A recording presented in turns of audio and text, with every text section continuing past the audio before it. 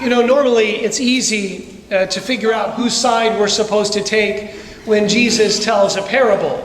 The one who showed greater mercy, the one who repented, the one who said yes. Those are the obvious heroes of the parables, and it's not tough for us to figure out how we're supposed to imitate them. But today's parable is a bit more ambiguous, because no one in this story, quite frankly, is all that attractive. It's complicated by the fact that the master is normally associated with God, as we see with the master of the vineyard or the master of the harvest. But that is not the case in today's story. We don't have an upright landowner who was taken advantage of by his tenants, or a just farmer who is generous with his payroll. Instead, we have a rich man who is taking advantage of his poor neighbors. And to further complicate things, normally the steward of the story would refer to us, to the disciples, to those who are entrusted with the goods of the master. But in this story, the steward is a rather shady fellow and doesn't exactly provide a model of honesty and holiness. So the only people left in the story are the poor peasants who were being exploited by this sinister master and his crooked steward.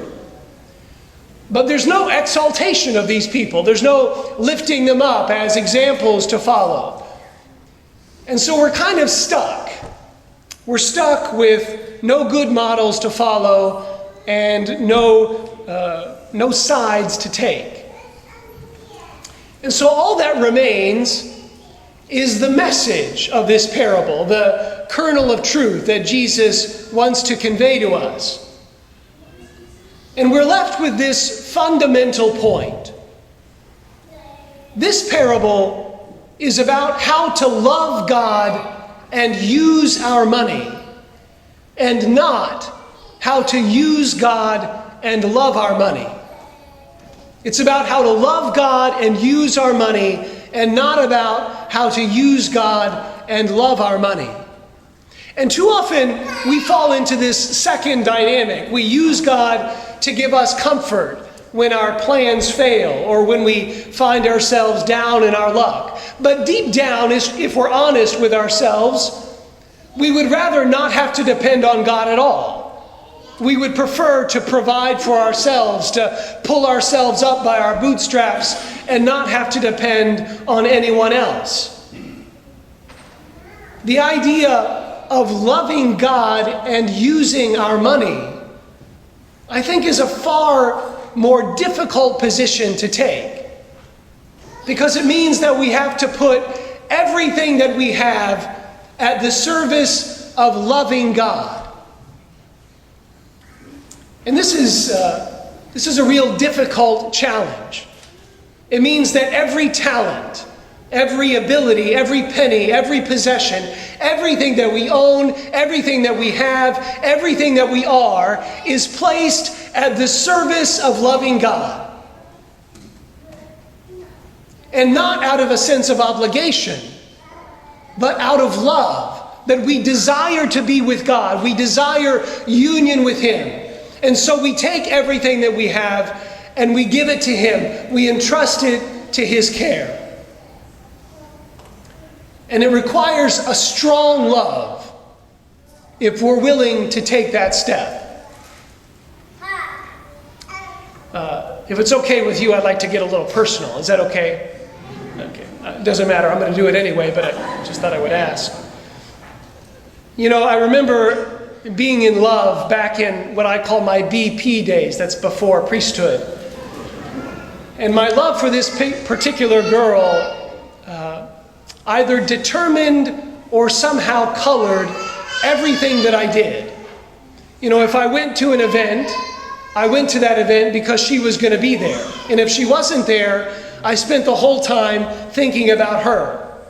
Everything that I did, how I dressed, if I showered, how hard I tried at a sporting event if she was there, all of it was dependent on her presence, on loving her and trying to be loved more and more by her.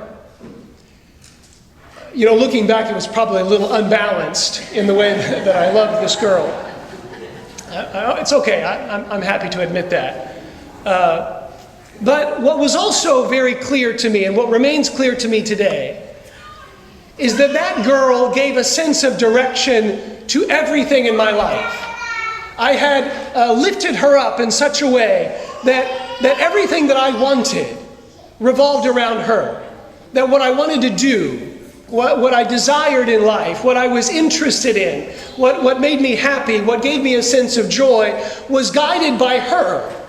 She was like this big magnet that pulled me to herself. And so what I did and what I wanted really was focused on her. Now, clearly that's not healthy. But what I recognized is that when that love went away, namely when I went to seminary, when that love went away, when that object of my desire went away, I recognized that there were all these things in my life and all these things in my heart that had no direction. They were going all over the place, looking for something to fill the void that she had left in my life. And so everything changed when this girl kind of left the picture. And I have to say that this is probably one of the greatest gifts for my priestly discernment that I've ever received. It's the greatest gift that she could have given me. Because she helped me to understand what it meant to want to give everything for the sake of another. And it was clear in my life that she wasn't enough for me. That she couldn't fill that void completely that I had in my heart. And in the end, she showed me and helped me to be a better priest. Because I recognize that to be a priest means to want to give everything for the sake of another. But this isn't just about priesthood, it's about all of us as Christians. Because to be a Christian means to want to give everything for the sake of God, for the sake of Christ. It means to want to pour everything out for His sake, out of love for Him. When He says to us at the end of this gospel, you cannot serve both God and mammon, what do we think He's saying to us? He's not saying, I don't think you're giving enough on Sunday. He's not saying you need to volunteer more. What Jesus is saying is, I love you and I want you to love me. I want you to love me more than your possessions. I want you to love me more than any other person in this world. I want you to love me more than money, more than your career, even more than your family. I want you to love me more than everything. I want everything in your life to point to me. Not just, I want you to pray more.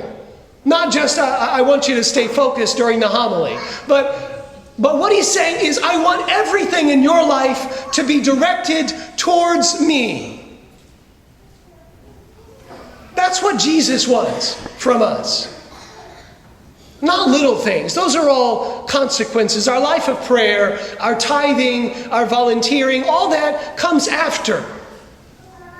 It comes after the decision that we make in our lives. Do I love Him or not?